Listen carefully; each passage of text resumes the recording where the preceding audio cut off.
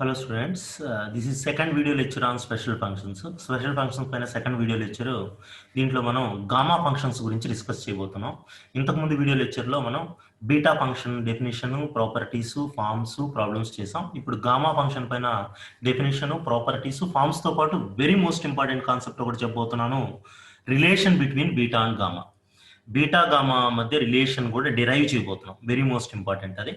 So let us start the session. Gamma function అంటే మనకి ఇలా ఉండేది the definite integral 0 to infinity e power minus x into x to the power of n minus 1 dx.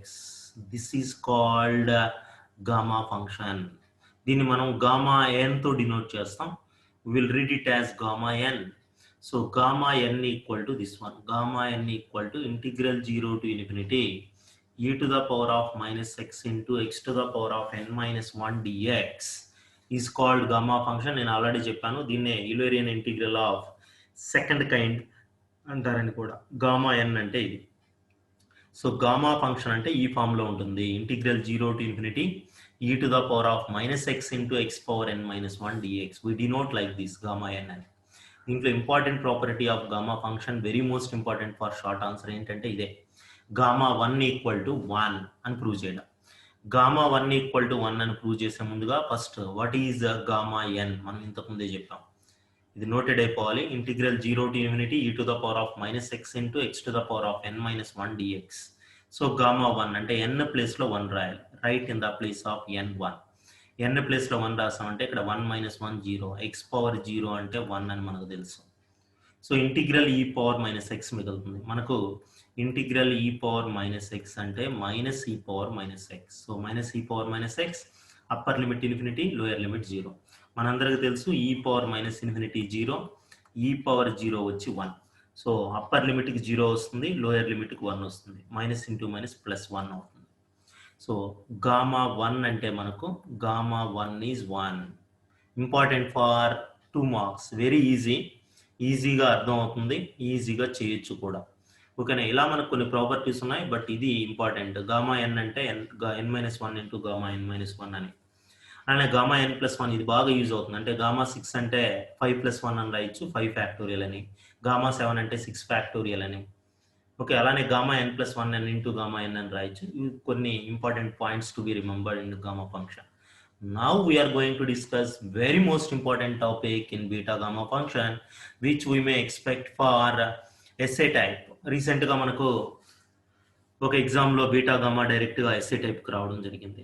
But this is very most important application in beta and gamma, which we're going to use in many problems. చాలా problems లో మనం దీన్ని use చేయబోతున్నాము. కాబట్టి గుర్తుపెట్టుకోండి, the relation between beta and gamma అంటే ఇది.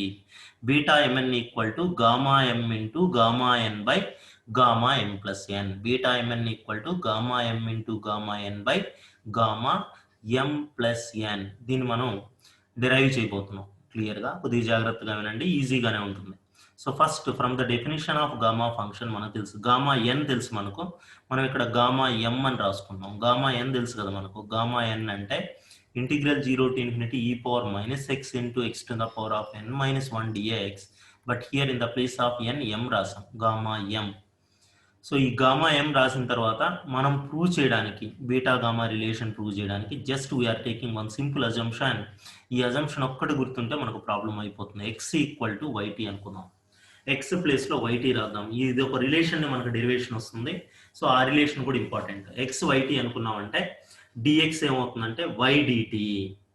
So now I'm going to right in this in the place of x yt. x place లో yt రాస్తున్నాను, dx ప్లేస్ లో y dt రాసాం.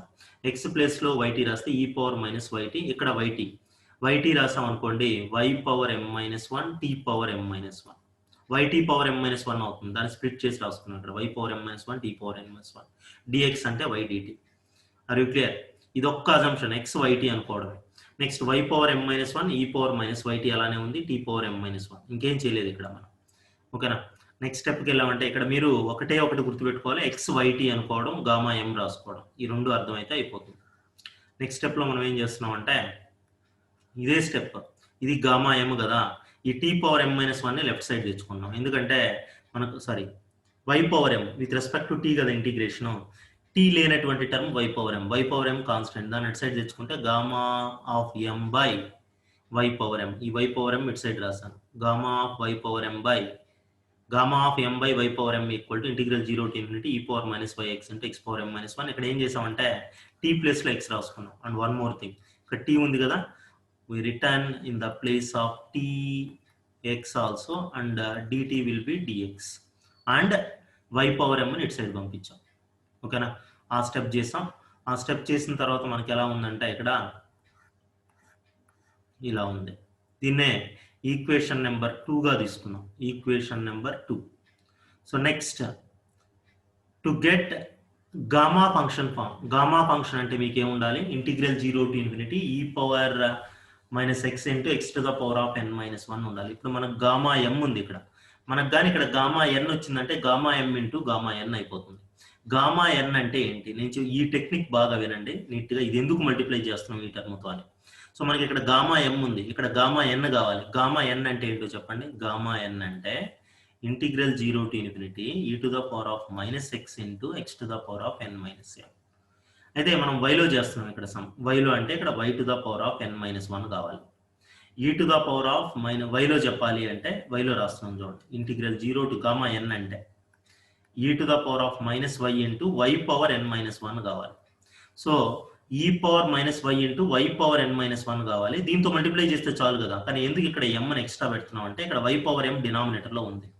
సో ఇప్పుడు డినామినేటర్లో ఉండే వై పవర్ ఎం న్యూమరేటర్కి వచ్చిందంటే ఇక్కడ కానీ ప్లస్ ఎం ఉంటే plus m minus m cancel, మనకు వచ్చేది ఏంటి y power n minus 1. To get gamma n here you need to multiply with this. అంటే మామూలుగా గామా ఎన్ అంటే integral 0 to infinity e power minus y into y power n minus 1. So ఈ m ఎందుకు extra పెట్టుకున్నాం అంటే డినామినేటర్లో why power ఎం ని cancel చేయడం కోసం. అదొక్క పాయింట్ గుర్తుంటే చాలు. Multiplying to both sides with like this. అలానే ఇంటిగ్రల్ 0 to ఇన్ఫినిటీ అని చెప్పొచ్చు, integral 0 to infinity e power minus y into y power m plus n minus 1.